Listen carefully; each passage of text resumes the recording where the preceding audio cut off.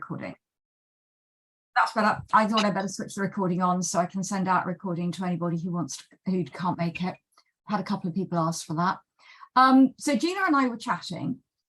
Gina asked me to do this as a training session for her. And when I spoke to her about what a trichologist does, I realized that a lot of the tests that Gina would ask someone to do were very similar to what we would think of as a nutritional therapist with hair loss, but that she has a couple of extra ideas, and that we as practitioners from nutritional therapy point of view have a couple of ideas as well.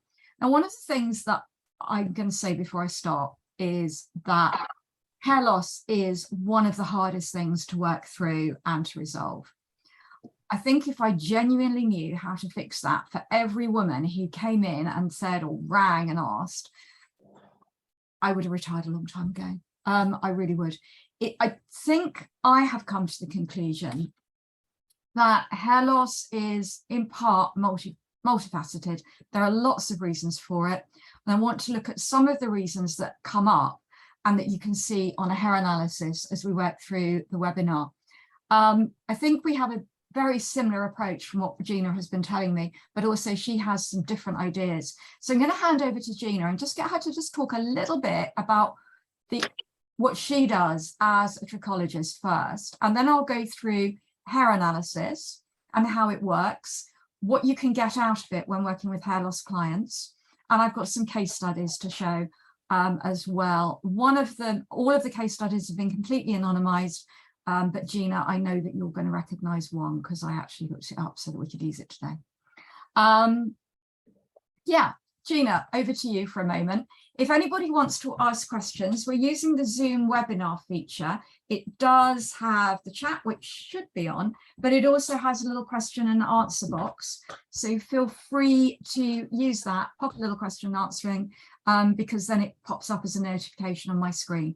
I'll try and answer questions as we go along, but I will make sure that I have a look at them at the end and make sure that I have covered everything that people want to ask. I'm fairly informal when I talk, so I'm okay with being interrupted, picking over a question as you think about it.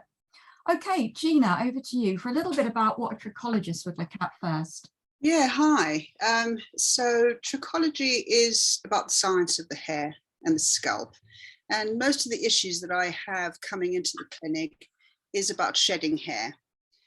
And I usually use blood tests, urine analysis, to determine what the underlying issue is. Now, you get two types of hair loss. One is inflammatory and one is non-inflammatory. The inflammatory you gauge by the inflammatory markers through CPR or ESR markers. But the non-inflammatory, there's about 6 or 7 reasons why you lose hair. Now, most people that come into my clinic are paranoid about their hair. So they either come with a little clump of hair to show me how much they've lost. They stop touching their hair. They don't want to comb it. So they're really reluctant, Karen, to give up this little sample that you require for a hair mineral analysis. Yeah, I'm going to talk about that. Yeah, so that was something that I was quite interested in. I mean, whilst we're talking on that fact of not wanting to part with this hair sample, I wondered if with this bunch that they arrive in a packet in the clinic, if there was one way of using that as a mineral analysis, or is that a no-no? Please keep that in mind when you talk. Yeah. So so that's what we're dealing with. We're dealing with about 6 or 7 factors, usually deficiencies, hormones. Those are big factors. Our environmental factors, definitely diet plays a huge part. Our food is so tampered with. You know, we don't know where it's coming from, or has it traveled a long distance? And by the time we put it on our table, has it lost all its nutritional factors? So it's really important for me to get the underlying reasons to why people are presenting with telogen effluvium, is what you call it. So telogen effluvium chronic is a long-term hair loss, and telogen effluvium acute is in a short period of time. So that's where I'm interested in what you do, Karen. It's I'd like to know what the advantages are of having mineral analysis in comparison to, you know, the blood tests and the other tests that I mentioned earlier.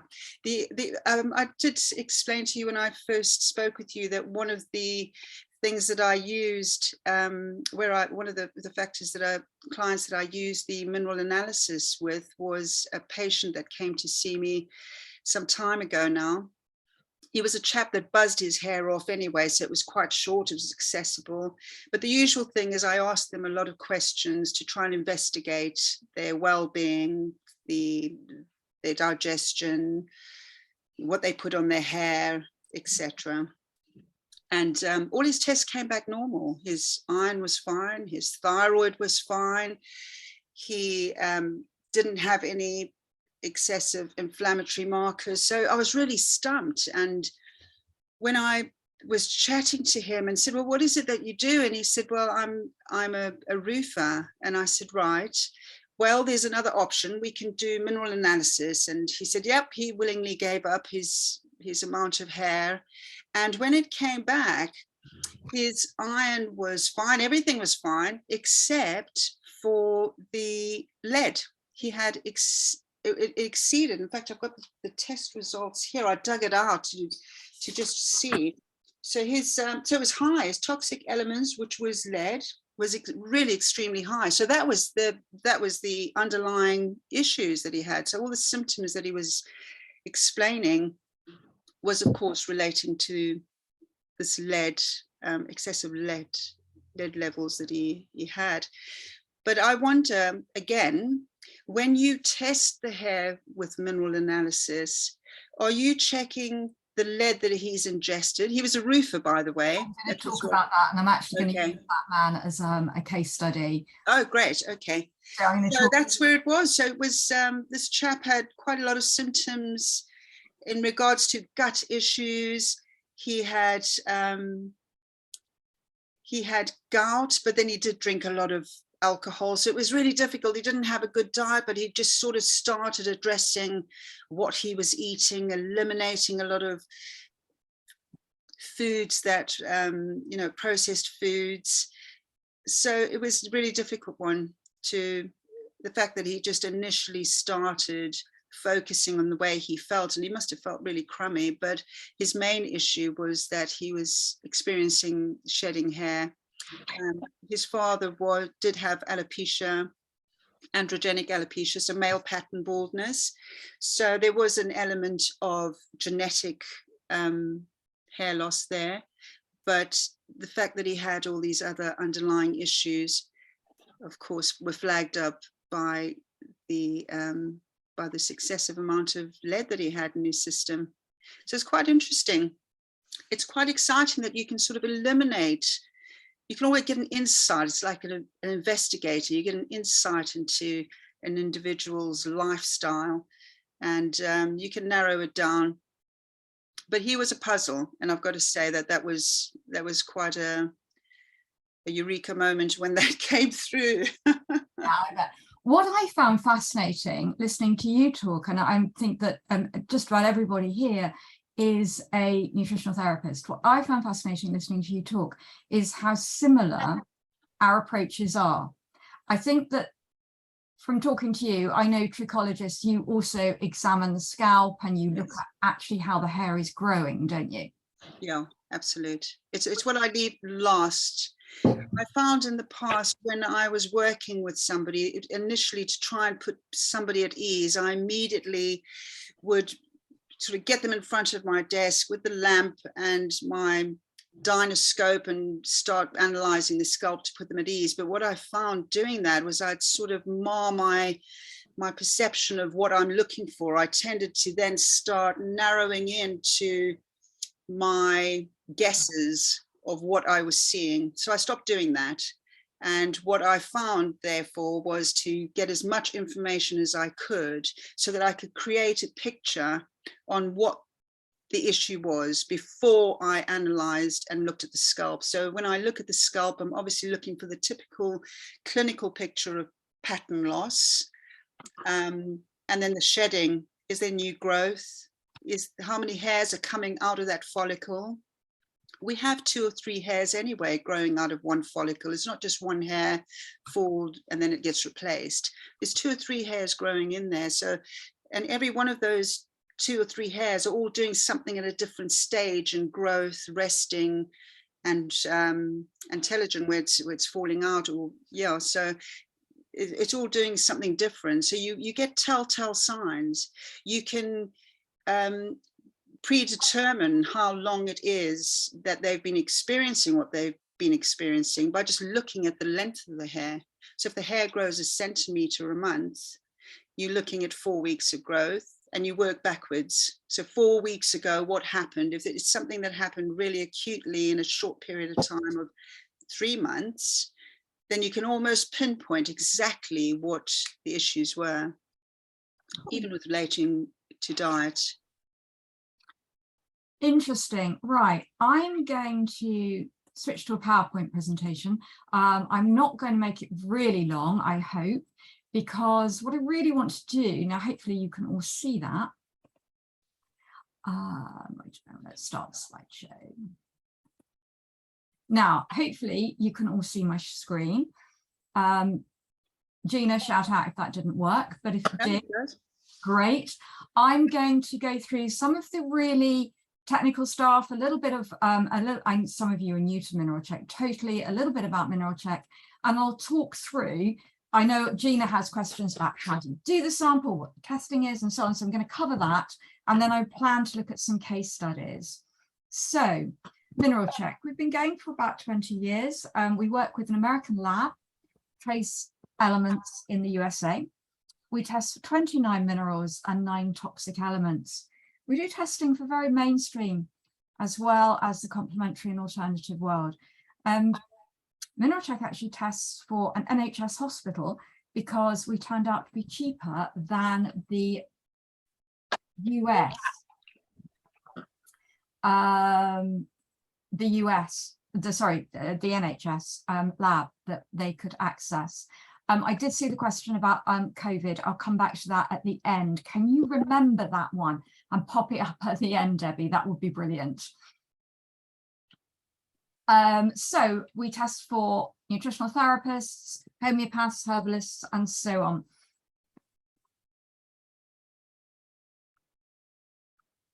Just a little note here, because if you are new to hair mineral testing, you will, and you hit Google, you will find that there are lots of options for hair mineral testing. Some tests offer to do allergy testing for you at the same time, test for parasites and so on. And I just really wanted to stress, those are not genuine laboratory tests. It is not possible to test for food intolerances or parasites through the hair. You actually need to do a different kind of testing for that. Hair analysis is great for looking at certain metabolites. It will show drug metabolites, alcohol metabolites, and mineral deposits, but it is pretty limited in what else it will show. So it really does show you a person's personal biochemistry. The minerals are at the base root of whatever we do. And I think it's quite interesting. I work with a lot of practitioners who will do perhaps, for example, the Dutch test, the dried urine test for hormones, which is a fabulous test. And often if we run that alongside the mineral analysis, I will say to them that I think the Dutch test is showing what's downstream. The hair analysis is showing the minerals, and they're showing your foundations. So we can see where the imbalance occurred and then downstream what that actually means for somebody. The testing is done through an ICP machine, which is a mass spectrometry. What actually happens in the lab is that the hair sample is broken down. It's broken down and almost dissolved is probably the best way of putting it. And each mineral gives off a different light level. And the light level is what the machine is reading. So we get a different reading for each mineral. And people will often ask about whether or not we think that that is, how valid is it? How do we know it's correct? So a couple of things the lab does. Every 24 samples, it has a validation, which means that it runs through a sample of hair that is a known quantity. It's possible from Japan to buy vast amounts of hair which have been tested. So every 24th sample is one of these. And the computer will read that result and check it against what we already know that sample should contain, which is how the laboratory knows the equipment is reading absolutely correctly. The lab also will split samples. Some people send pretty large samples, and so those can be split in two and tested twice, so the results can be checked. And the lab also has a spike sample recovery technique where a sample is deliberately contaminated and have to check that the machine picks it up. These are all standard quality control procedures that the American licensing requires a lab to do. They're good practice, but the Clinical Laboratory Inspection Act in America actually sets out its guidelines for reliability, precision, and good practice, and then the lab is measured against it. So when we sometimes report a level, or we report a level as perhaps not being present, so two little arrows will show up, and you'll see what that means when I put up some charts in a minute. It means we might be able to measure less than we're saying, but we're actually saying this is the minimum we're allowed to measure and that we are able to measure by the lab. Now, external questions, external contaminants. Is it possible for us to actually, for the hair to be contaminated? So I will always talk to people about shampoo. Certain anti-dandruff shampoos do contaminate the sample. The question often comes back about hair dyes. Most women do dye or highlight their hair, and I talk to them about where they have that done or what kind of product they're doing, because I'm trying to introduce an element of tact. I have seen black hair that is contaminated by a lead in the dye. So African and Indian products, or very cheap products, or something like Grecian 2000 that blacken the hair, do it containing lead. That will give you a lead reading that is very high, usually off scale. And it is a contamination. When that happens, we will usually let you know. So that means you'll just get a call from one of us here saying, or an email saying we're sending back some results. We suspect it's contaminated by the dye. Most dyes that are used in hairdressers, quality products that are bought in the chemists or in a health food store, don't really affect it. Heavy bleaching hair can, in a theory, disturb the calcium reading. I have rarely ever seen that. So I just note that it is theoretically possible in a test tube situation, but is not actually done for real, if you like. Swimming, sometimes we'll see a very, very high copper level come back. Copper sulfate can be used to clean the water in a swimming pool. It's common in Scotland, but not so common elsewhere in the UK. But if you do see a really, really high copper level, I would always think about whether or not the person swims, find out if it's a regular pool, and just ask them to check whether or not they're using copper sulfate. That lets you rule it out.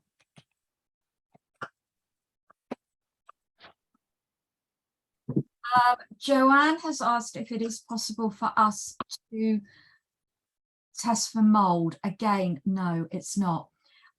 It is something that a metabolite doesn't show up.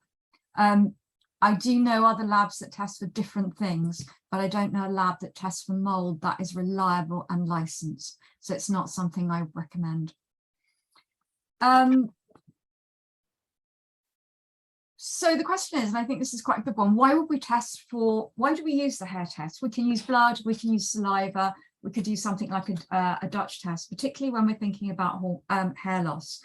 And I know Gina would chip in with, she'll think about thyroid function and she'll think about estrogen and testosterone as hormones when she's working with someone. And I know that's what we would think of as nutritional therapists as well. And I do think that's all very downstream. The minerals are going to give us a little bit more of the foundation of what's going on. Another reason that I would use it, and I do use it a lot in clinic, is that it is an inexpensive test. So if I'm running a hormone test, I might actually run the hair analysis as well, because it might give me some extra clues. If I've got genetic tests, particularly if I'm looking at detoxification, some SNPs can actually be activated by a heavy metal. So I will often run it as a background test because it's quite inexpensive. And again, if a client cannot afford certain hormonal tests to be done privately, then the hair analysis will allow us to make some kind of indication as to what might be happening with their hormones. And I will highlight that in the test cases I wanted to discuss with you. So a couple of things that have come up for me as key factors in hair loss are iron levels. And I would say I think we need to test those through the blood to be absolutely certain what's going on now with iron. But I would also look at copper, because it's possible to have a very low copper level interfering with iron metabolism. I'd also look at zinc, because zinc is essential for hair and for hair growth. I'd be thinking about the thyroid. I'd be thinking about hormonal influences. I'd certainly think about magnesium. There's quite a lot of research on magnesium and diffuse hair loss. I'd definitely be looking at toxic elements. And another element that I think of that I didn't actually put on here, but that did occur to me that I should have put on the screen, actually, is boron. There's boron I find fascinating. It's an optional extra on the hair analysis. And it's quite a fascinating element in that high doses of boron are in research well linked to alopecia in adults and thinning hair in infants. But equally, there's a whole body of research that indicates that it's needed for hair growth. It improves the uptake of calcium, it improves the uptake of vitamin D, it improves the uptake of magnesium. It's needed for copper metabolism, and it is needed to balance out hormones. So with hair loss and hormonal issues, I would always add boron as an optional extra. Sample location. So the sample should be about 3 to 4 centimeters long, which is going to give us the last 3 to 4 months hair growth, mineral pattern. Ideally, we would take it from the back of the head. I do put a little note here about clean scissors. And I know something that Gina has mentioned is that her clients really worry about taking the sample. And this is something that I come across a lot with hair loss. People really worry about the sample because they think it will show. Now, I'm a little bit robust here.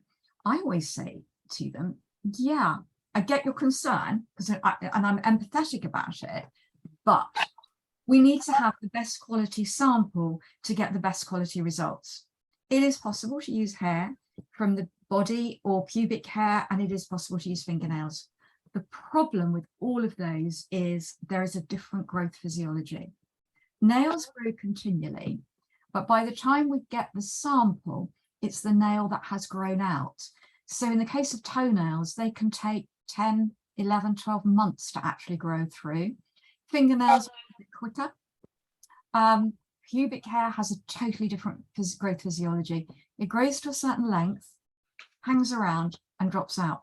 So if we used a pubic hair sample, we don't know how old it is. And the same applies to all other body hair. So personally, I would only use pubic or body hair for confirming the presence or otherwise of toxic elements, unless the workaround is simply to say to somebody, and I have done this with people who won't cut their hair for religious reasons, shave the pubic sample hair and then cut off the new growth. So we know it's a recent pattern. On the whole, go for head hair. If they are experiencing hair loss and they're worried about it, a couple of approaches that I've used. Firstly, if I can talk them into doing the sample, which I usually can in clinic, I will stand behind them and take it for them. So that avoids the trauma of them having to take it themselves. And if you take it from behind them, they can't see what you're doing. And that actually can be quite helpful, particularly if they've got quite long hair, because you need to discard the distal portion. You want the part that is closest to the scalp. But I always stress that we're not shaving the scalp, so there will still be a fine covering of hair. And for most people, that won't show. the scalp is still covered, it won't show that we've taken a chunk of hair out. And usually the only people that will realize that we've done it would be someone who's actually looking at the scalp. So for example, a trichologist or the hairdresser. My own hairdresser can always tell that I've been cutting my hair, because she does say I'm quite bad at taking my sample, in that I just scrape it up into a ponytail like so, pull a bit down and chop that off. And that's fine. But when I have my hair cut, she'll often say, okay, you've taken a few samples since I've last seen you. The sample has to be weight dependent. And this, I think, is the absolute key. We're looking at weight dependent. And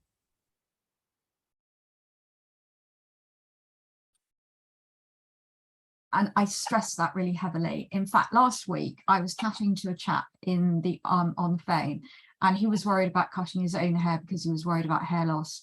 And it was something, in the end, I said to him, look, go into the kitchen and get a teaspoon, the sort that you would use in cooking, stick it in some flour or something and put that on the counter, then have a look at it. You know, that's the quantity you need, about a heaped teaspoonful. And it doesn't matter how short that sample is. So someone who's using, and this comes up a lot with men, I can't cut my hair because I don't have any. It's, is that really alopecia, or is it just that you're using clippers? And what they mean is they're using clippers, they've buzzed it so short, there's nothing there. So I will just talk to them about letting it get a bit untidy. And then once it's a little bit untidy, taking the clippers to it or shaving it off, because it is weight dependent. And we want about a teaspoonful. When we send out test kits, we send out a little cardboard fulcrum that folds into a weighing scale, so it looks like a little seesaw, and you can put the cut sample on there until there is enough, tips the other way, and then you know you've got enough hair. And I always stress it doesn't show. If they've got very, very short hair, it might just look a bit untidy for a while. That's all. Costs, it's a very inexpensive test. As I said, I put the trade price up there. £41 for the graph, £52 if you want an interpretation report, which most practitioners will use if it's their first test. Retests, we do them, it's the same price. And the interval between testing and retesting, I always make according to the amount someone does. So very interestingly, we had an admin person in the office and she tested her hair once a year. And the most she would ever do is maybe take one supplement for a couple of months, and her results rarely ever changed. Whereas mine changed quite rapidly, because typically as a nutritional therapist, I play around with supplements. I find something and think, well, that's great, I'm going to try it for a while and I'll see what changes. So I test mine every 3 months. If you've got a client that is following your diet advice and following a good supplement program, then I think every 3 months. I'm always at pains to say that won't get them back on balance, but at the first retest, but it gives us a chance to see how they're going. And also it's motivational. People can see improvements. We present the results, and I just wanted to put this in because when we look at some real test results, we present the results as a lab in milligram%. That is an unusual thing that people don't think about, but if we had 18 milligram% is 180 parts per million. So that gives you a visual, or your client a visual, on how much is really there. People can think in terms of parts per million, but we just use milligram% because it's so much cleaner and easier. With calcium in particular, here in the UK, we have very, very high calcium readings. Something that you should see when we look at a proper case study. And we'll 163 milligram% is quite a common reading, or higher, and that's 1,630 parts per million, which is a bit of a mouthful when you're chatting to someone. So I'm just going to check the questions that have come through. Yeah, Joanne, that's a great question. The sample has to be the correct weight. It is weight dependent. And Joanne's asked if you can use a sample longer than 4 centimeters. And I would say the problem with using a longer sample is it's a longer time period. And in order to have a really effective intervention, I think you need a sample that is recent. The last 3 months is, for me, about the timescale I would like to be looking at. So Gina, in a way that answers your question in, can they use that little sample that they brought in with them? And well, they could, but you don't actually know how old that sample is. If they've pulled it out of their hairbrush and they've got long hair, that sample could be very, very old. And you'd get the whole from the root to the ends. So you'd have to untangle it to get closer to the root. Yes. In order to do that. Other thing is, I always stress we don't want to pull the hair out because we run the risk of contaminating it. So that's why I've it. So if you've got the root, for that. Yeah, if you've got the root in there, you would need to be untangling it, cutting off the root portion, cutting off the distal end, and just going for the 3 to 4 centimeters from the scalp. So I think from your point of view, as practitioners, nutritional therapists, we don't have people come in with additional samples, but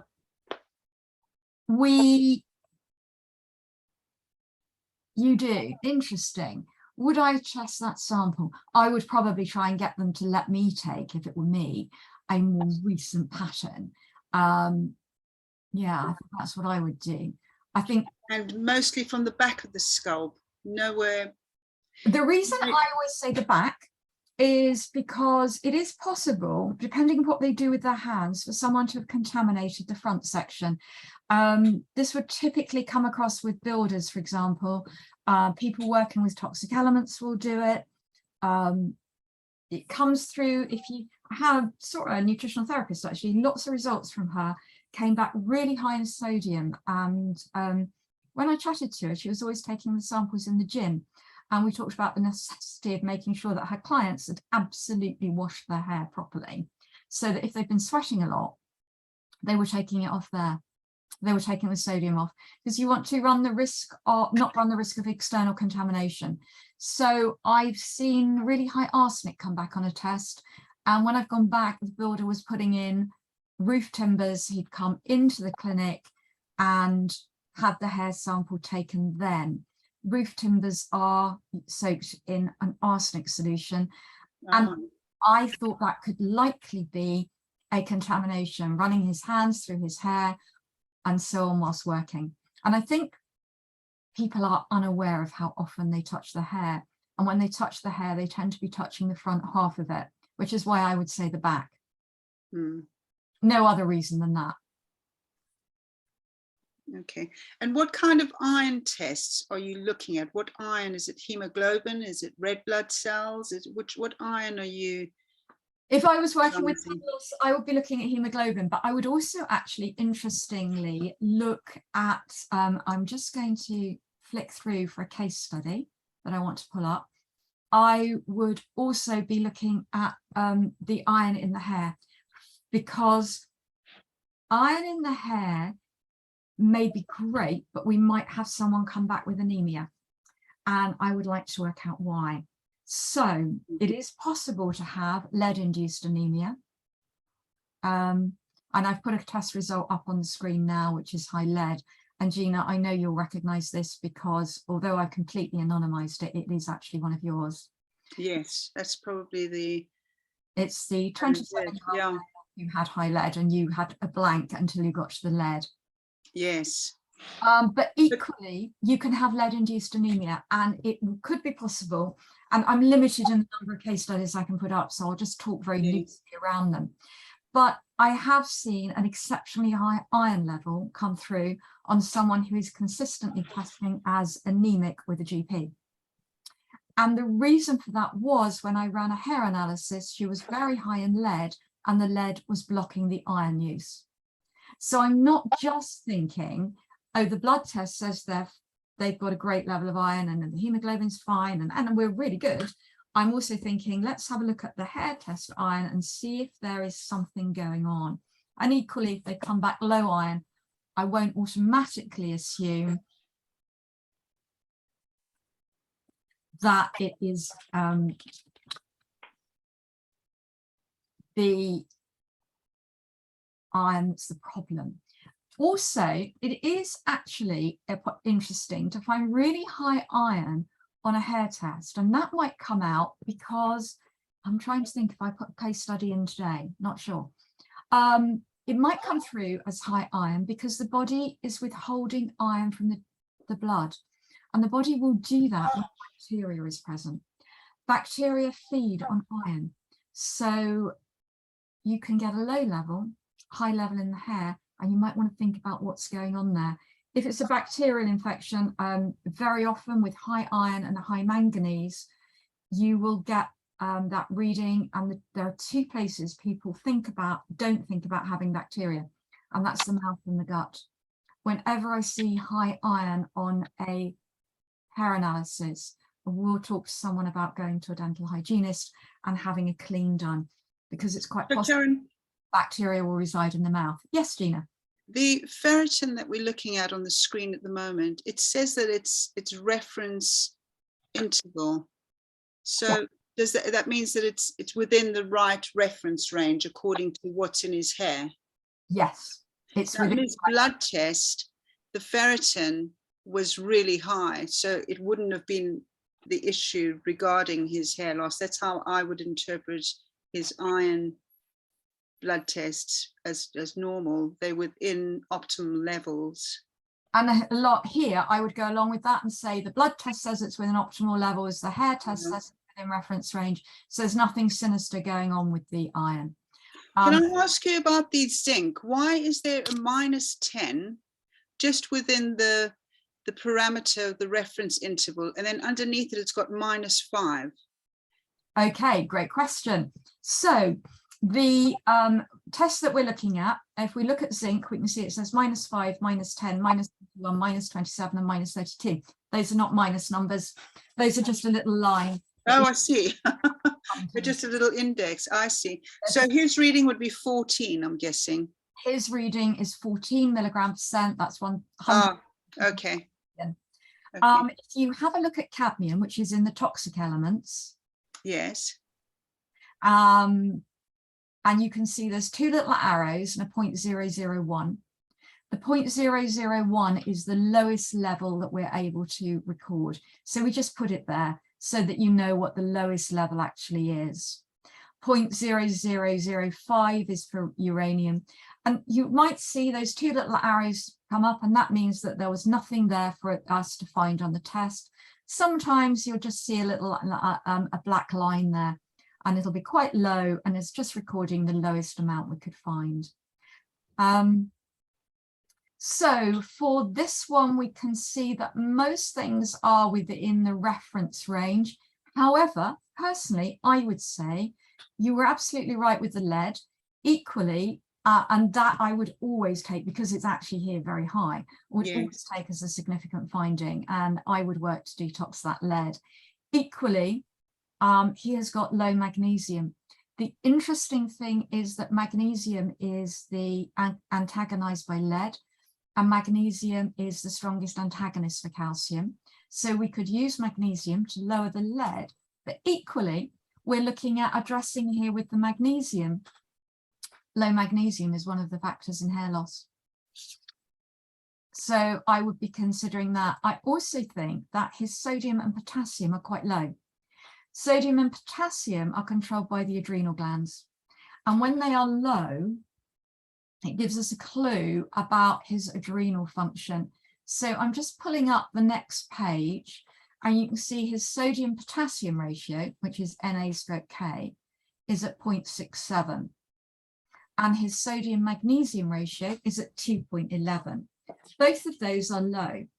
And that's giving me a clue that his adrenals are struggling. So there's definitely an adrenal issue going on here. He was a bit stressed, and he had gout. So how would, when people address, when they've got so many underlying health issues, they like to think that their hair is because they have a disease. And sometimes it doesn't have to be that complex. No, I absolutely agree. So, yeah, sometimes it's not that complex at all. But I think just about every nutritional therapist in this webinar would agree that sometimes the hardest thing to do is to motivate someone to take the changes they need to things like their diet. Yes. So would you then suggest like supplements, or do you, as a nutritionist, do you do high dosage, or you eliminate toxins? Personally, I'm a real queen of the high dose. Get someone to do a boost of rocket fuel for the cells to make the changes they need. Because if I look at this chart, his calcium potassium ratio gives me a clue that he's hypothyroid. Now, his blood test might come back as normal on the thyroid, but he's certainly at a subclinical level tending towards hypothyroidism. So I've got, and I can see that he actually is, from the calcium magnesium ratio, I can see that his diet is probably quite high in refined carbohydrates. This is a great ratio for looking at how someone's managing their insulin levels. That's typical of Builder, isn't it? It is, yeah. You're sandwiches, just whatever's on the road. Sometimes you can just kind of chat to your client. And you know exactly, yeah, they like to skim past. They try and make it look as though they really have a healthy diet. No, it's not my diet. Then when you start breaking it down, then they start, then they look at you and they say, oh yeah, I think you're right there. Perhaps I don't eat as much as I should do. His protein levels were very low. He said he had 3 meals a day, but when you calculate 3 meals a day in comparison to the amount that he was having, so there's 21 days, and he was having, what was it? Something like 5 or 6. I think it was a bit more. I think it was about 9. 9 of those 21 meals was when he had protein. He didn't have protein otherwise. I could possibly guess that because he's got a calcium magnesium imbalance. And one of the reasons that that happens is insufficient protein. Protein's needed for the calcium to lay onto the bone matrix. And I've actually got a couple of other case studies that I wanted to show you that are along those lines. So let's have a look. Who have we got? Yeah, that's that one. I'm just checking who I put in. Okay, this is really nice because this is this one is a 59-year-old. Actually, hair loss was one of her issues, but as soon as I saw the chart, I knew there were a lot more. Her copper is extraordinarily high at 7.7. Copper suppresses adrenal function and it suppresses thyroid function. This lady is hypothyroid. Hair loss was one issue, but there were a lot more. The hair loss had started after a major stress incident and hadn't really recovered from that. And I think with her, I chatted through, she's actually one of my clients, I chatted through sometimes the body doesn't recover from stress, and that hair is perhaps, although we refer to it sometimes as a crowning glory, the body has got a lot of other things to fix first. And hair is perhaps something that may not get fixed. And I talked through with her that we might not achieve fixing the hair loss, but we might be able to work on things like her fatigue, the fact that she was very, very reactive to stress, extremely jumpy, tired most of the time, and she rarely woke up before 9 a.m. but was going to sleep before 9 p.m. So she was really sleeping a lot. She had a lot of personal stress. That's really, really evident in the way the sodium, potassium are imbalanced. She's actually short of vitamin B6. She was actually taking, partly to address hair loss, a lot of zinc, but she wasn't taking B6. And that, I think, my hunch with this test is that she actually needs B6 to get her zinc properly utilized. We've got a fair amount of toxicity showing. Most of it's in the reference range, except for aluminium. Again, there's a toxic problem. With this case, I probably wouldn't address that. I'd certainly be looking at addressing why the copper is so high. Copper and estrogen are detoxified in the same pathway in the liver. And when you have the two of them being detoxified together, you can get a backup. So think of it as 2 rows of traffic coming into one. Copper will throw out the estrogen level. There might be a reason there. Her manganese is exceptionally high. When I talked about a diet history, she drank an excessive amount of manganese tea, which will give you this high manganese. There is a wonderful study that was done on some Dutch dock workers about 30 years ago.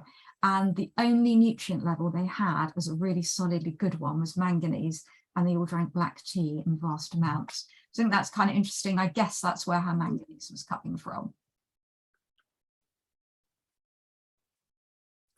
Where is the hormones on there? If you were to analyze their hormones, estrogen, or does it not do that? Because I know they fluctuate on a daily basis, don't they? And you've got to catch them with the circadian rhythms, and there's all that sort of thing to consider. But if you were that's to, the joy of using a hair analysis. We can't measure the hormones, but we can make assumptions. yes, So hormone okay. test lets you be really, really specific. Mm. With a very high copper level, she's going to have an estrogen imbalance. Very roughly speaking, copper will equate to estrogen in women, and zinc will equate to progesterone in women. In men, the zinc level gives you a clue about testosterone levels. But so what you're getting here is a clue. Yes. It's not diagnostic, but it gives you a clue that she's got an estrogen imbalance, very likely. I can't say for definite because I don't have the hormone test to back up that. But I'm saying my hunch is there is an estrogen imbalance. Equally, the sodium and potassium, if I just scroll down a little bit,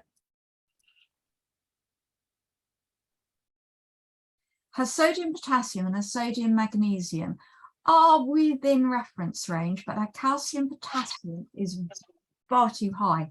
Ideally, it should be 4.2. Hers is 17.29. That's going to tell me that she's hypothyroid. Now, interestingly, she was taking thyroxine. So I scroll back up and I want to have another look at it. And although her potassium is in reference range, it's a little bit on the low side. And although her selenium is in reference range, again, it's a little bit on the low side. Selenium is necessary for the release of the thyroid hormone, and potassium is needed for it to be picked up. So I know there's a bit of a stress thyroid issue underlying here as well. The iron level looks great. Her iron levels on blood tests, her ferritin was fine. But her copper is quite high. So her copper to iron ratio, that should be suppressed. So if we go back and we scroll down, we can see her iron to copper ratio, which is one at the end, 0.27, is way too low. That means she needs more iron to balance that copper that's there. Does that make sense? So I'm not just going to ferritin alone. I'm actually looking at what's going on here. And I'm saying her ferritin's fine, but her copper is so high that there's an issue with her iron. Does that make sense? Yeah. Yeah, so it's a diagnostic tool which just allows you to peep into what's going on, and then to allow you to make a decision on which way to further test whatever flags up. Yeah, to either further test, or if they cannot afford further testing, then I might work with, right, let's lower the copper level. She couldn't afford testing, so what am I going to do? I think there's a hormone imbalance. She can't afford private hormone testing. So let's look at how we can get the copper down. Let's look at how we get the liver functioning properly. I get the doctor to do it. I get the doctor to do it. Good. Some doctors will, some won't. Interestingly, yes, they just need a few facts, and they're usually quite interested in how a trichologist interprets their clients' issues. And to be honest, when people are going through hair loss issues, it's such a huge burden that most people don't care about their underlying health issues. All they're worried about is losing that crown and glory. So I think the doctor just thinks, oh, you know what, let's just do it. I'll palm you on. Let's palm her on to somebody else. And that's usually how we kind of collaborate. But I get their tests, most of their tests done through the doctors. Excellent. Yeah. And sometimes a nutritional therapist will be very successful in doing that, and sometimes they'll do it privately. And sometimes the client simply won't go back to the doctor anymore. Interestingly, this woman had been told that the answer to all of her problems would be an antidepressant. Yes, that's usually the go-to. Which I'm not going to go into that one, but that just makes Yeah, it's usually a prescription of some sort. Yeah. Now, Yeah. the thing with copper that's quite interesting is that copper suppresses adrenal function. How are they getting copper? They're ingesting it through a supplement? I'm going to come to that. Oh, okay. Copper suppresses adrenal function. Copper is moved around the body on ceruloplasmin, a copper binding transport protein. Ceruloplasmin is made in the liver. It needs the signal from the liver to make the ceruloplasmin. So the adrenals tell the liver to make it. The adrenals, however, are overwhelmed, feeling exhausted, and only doing the priority things. So they don't tell, I'm being very anthropomorphic about it, but they don't tell the liver to make the ceruloplasmin, so the copper continues to rise. The body tries to excrete copper through bowel function. If the person is constipated, they will reabsorb it. Not gonna move it, yeah. So we've got it being reabsorbed. If we have a hormonal imbalance, we've got copper and estrogen being detoxified out through the same pathway. So we might get a backup of one. If they have taken the birth control pill, they may have high copper anyway. High copper is very estrogenic. If she's had a hormonal imbalance or she's on HRT, she may have picked up the copper there. Equally, some gut bacteria really like a high copper environment, and they will preserve that for their own ends. So sometimes the issue might actually have been within the gut, and it might be a bacterial imbalance. And would the client present a gut issue in that case?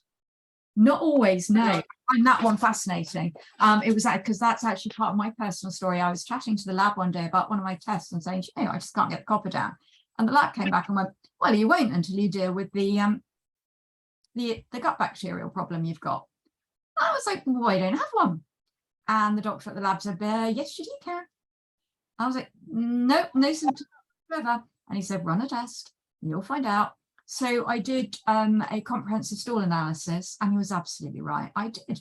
So absolutely no signs whatsoever, full of energy, really healthy, just couldn't get my copper down. Once I tackled the gut issue, which I had no symptoms for and nothing will give you a clue about, the copper fell away completely. And in fact, my copper was one of the highest I'd ever seen. And I once put it up in a lecture, and someone went, oh, how's she still standing? So yeah, you might not necessarily know. We've got a little bit of time left, so I'm just going to show you the complete opposite of that test, which is a 22-year-old with very low copper. And this is the complete opposite end of the scale, very low copper, very low adrenal function, from the zinc level, which looks great. And my suspicion is also low B6 and a very high calcium level. Now, this is a great example of, this is a 22-year-old. Hair loss, yeah, it was an issue, but there's an awful lot more going on here. And I would say one of the first things that strikes me is the really low sodium potassium level. And that's going to tell me there's an issue with the adrenals. But equally, if there's an issue with the adrenals, the body is in fight flight. So it's probably switched off hydrochloric acid production. And my clue is coming there from that very low, high calcium. You need a good level of calcium to pick up for, you need a good level of hydrochloric acid to correctly absorb calcium. So I think the issue is adrenal and digestive, and most things are very, very low. So although she may have come in presenting with hair loss, in my case, I have a slightly easier card to deal with than you, because I can talk about how actually the problem is just about everything else here. And that's just a symptom of a general low nutrients, adrenal stress, poor absorption, poor diet. Does that make sense? Yeah. Yeah. I never look at the adrenal stress until I've addressed all the other mineral deficiencies. You know, if they're high insulin, if their diet is high sugar and their glycemic levels are high, then that produces in itself, it produces androgens. So, and then again, coupled with the clinical picture, what you're looking at, how does the hair look? Where is it thin? If it's all overall, then it's not necessarily hormonal. But Oh, that's interesting. So if the loss is overall, just randomly all over the scalp, it wouldn't. if it's all over the scalp, so it's telogen effluvium, then you're looking at iron, you're looking at thyroid. If the scalp is inflamed, you look at inflammatory conditions. It's really difficult because everybody tends to go for very high moisturized shampoos and they don't suit Caucasian hair. I mean, I can understand if you've got thick curls like a Moroccan or, you know, frizzy black Afro-Caribbean hair, that's fine for rich shampoos and conditioners, but for Caucasian hair, our hair's too fine to withstand the weight of all the moisturizing stuff. And if that sits on your scalp, it creates a greasy film, and the sweat can't evaporate. It's caught under this film. And of course, that agitates the scalp. So when you're looking at an inflamed scalp, is it really inflamed or is it just erythema? Is it just something that's been aggravated? And usually I get them to use a really basic shampoo, as basic as possible. Focus on the scalp. It's not necessarily good for the hair because a basic shampoo makes the hair feel all hard, but you've got to just ignore that. The prime thing is to just shampoo the hair the scalp, and then rinse it off. And then you analyze, you feel in yourself, is that within a day, you would know whether that itch, burning, scaling issue was due to what your scalp is producing, or is it the product you've put on? So that's the first elimination. Then once they've done that and then get the blood test, you have a look. Like I say, it's a general thinning. If it's inflammatory, it will present itself in patches, scaliness. Then it's to do with the gut. Then you've got to look at the immune system. What's gaining access into your body? Is it something that's a sensitivity? Is it because you may be lactose intolerant? Perhaps you got leaky gut. Perhaps you need to address those issues first. That's usually the line of attack when one is sort of dealing with scalp issues as opposed to hair. Of course, when you're looking at the hair too, you need to eliminate the fact that they're not having any chemical processes. There's no breakage. Mm-hmm. So that's easy, because then the end of the hair would be fractured if it was chemical or if it was mechanical damage, as opposed to just hair that doesn't that fractures on its own. If you look at it, it might be genetic, but those are really rare and quite exciting when they come through. But stress is the last thing. Of course, they express it and that's what they think it is. But stress is good for us in a way. We need it. We need that fight flight hormone. But it's when it's continuous and it's carrying on and it's, you're not getting away from them. It's in your head. That was my advice to them is, there's only 3 things that you can do about that. And that's to identify what the problem is, try and change it, or walk away. And that was the woman that I put up with when I said it, there was a very big stress issue. This one, there was a very sustained period of stress that had gone on for about 5 years due to personal circumstances. Yes, yeah. I think that was part of the issue, but equally, I would agree with you. There's something going on in the gut. And Lucy asked me how I knew that she was short in B6. Her zinc level, okay, Lucy, this is not a good test for me to answer that one on. Usually when I want to talk about how I know people are short of B6, I give you a really good one to start with so you can see it instantly. Her zinc level is a little bit too good to be true. That is based on me having looked at tests for years and oftentimes looking at a lot a day. Yes. When I'm doing electron, I want to say, okay, this person's B6, I will look for a test which makes it absolutely clear, because then I can say to you, okay, just look at this, and we will usually go, well, that zinc level is too good to be true, and there should be B6 shortage. So that's kind of how I know. A few other clues are if there's a calcium magnesium imbalance, magnesium needs B6 to be metabolized properly, and calcium needs B6 to stay soluble and get into the bone, not the tissues. So that's another clue. Low adrenal function will always tell me that B6 is needed because B6 is used up in the stress response. A couple of other questions. Does this mean that doing a test on a child to assess their own won't iron? Okay, Lucy has asked about whether or not testing a child to look at their iron, is it as good? It depends, Lucy, on why you need the iron level of the child. If you absolutely need to know if a child is anemic, run a blood test. That is your gold standard. It's quite invasive though. A child, usually you can, through the questioning, usually children are very fussy eaters. So I would kind of approach that first, is ask the mother about the diet that the child's on, and you'd be able to detect whether it's something that the child includes in their diet or not.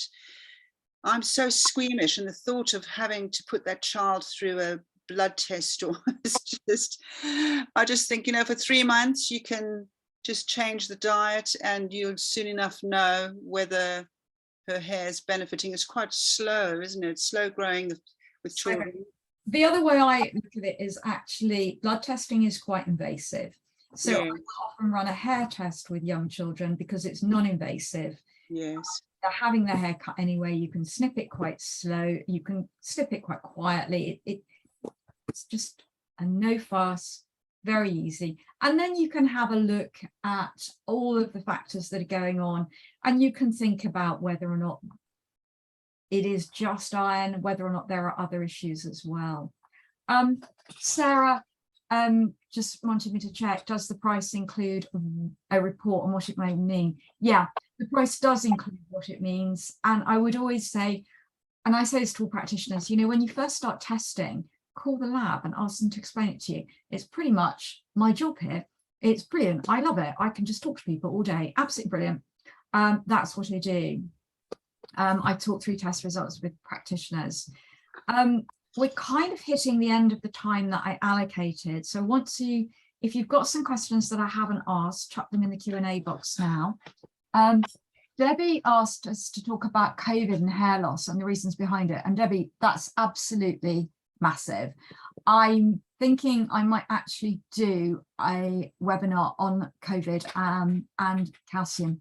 There's a huge amount of research on calcium and viruses, and I think we probably ought to cover that separately.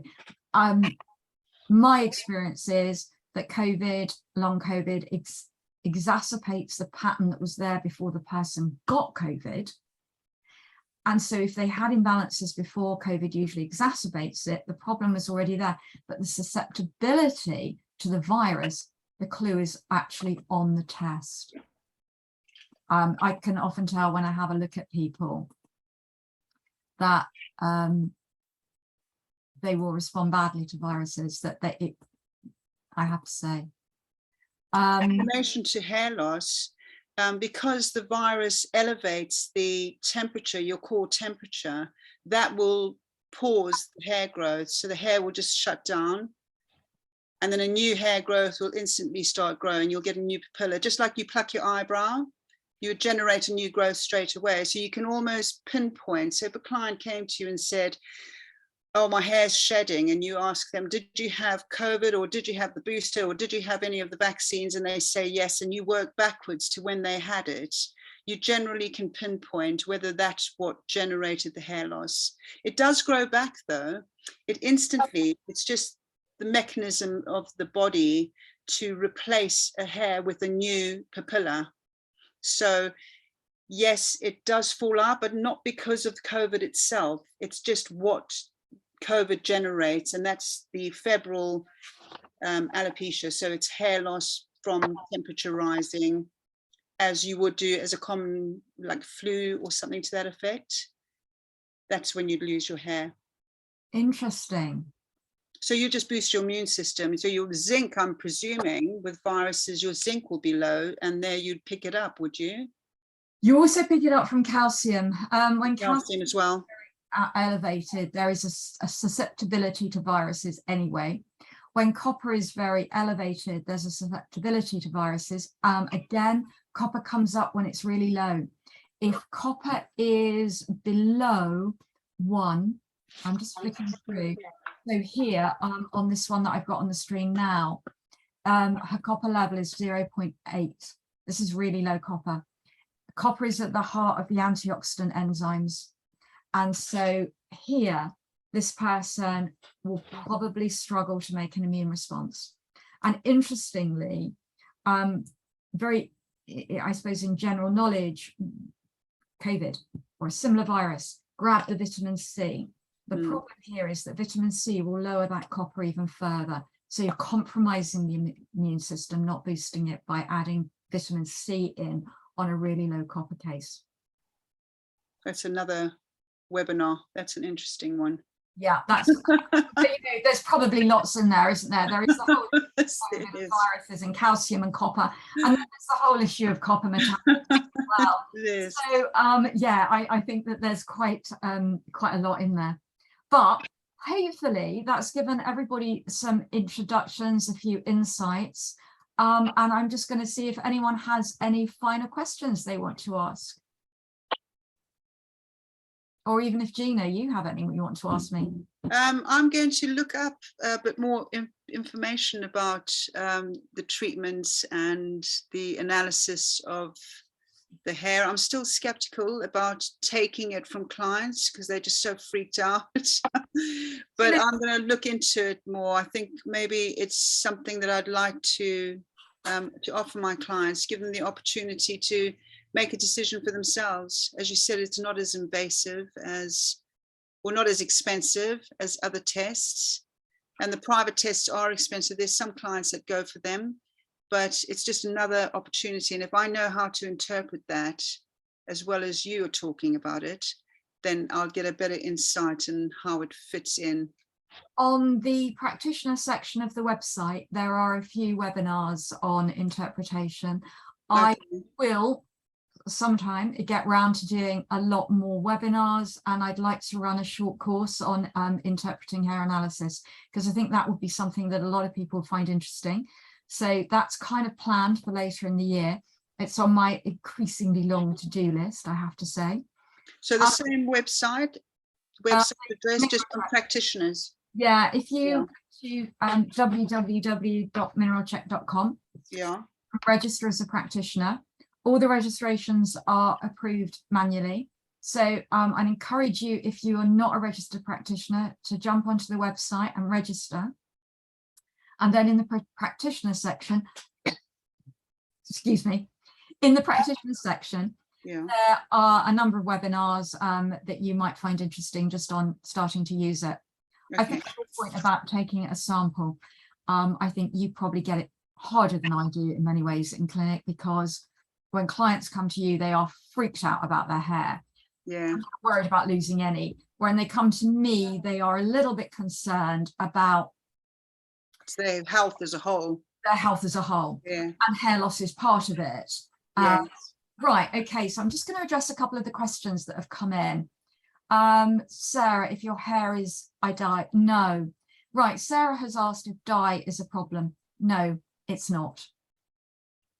In theory, dyes may affect the results. In practice, and this is someone who's looking at tests every day, in practice, I don't think they do. Where I think a dye does affect it is if it is a black dye that someone has bought in a market or very cheap, or is an Indian product or an African product, something like Amway for Men or Grecian 2000, something like that. It's very low budget products, because they tend to have lead in them, and that will cause the problem. If it's an average dye, I think if we waited for most women to let their dyes grow out, we'd never get a test out of them. Most people have some kind of dye in their hair, and Gina may say from the trichology point of view, well, that's going to be damaging the scalp and the potential for growth and so on. But I would say, as a practitioner wanting to do the test, just take it anyway. I think it's absolutely fine. If you want to discuss hair test results, a couple of people have put a question up. If you want to test and discuss the results for the client, just drop me an email and we'll get you booked in.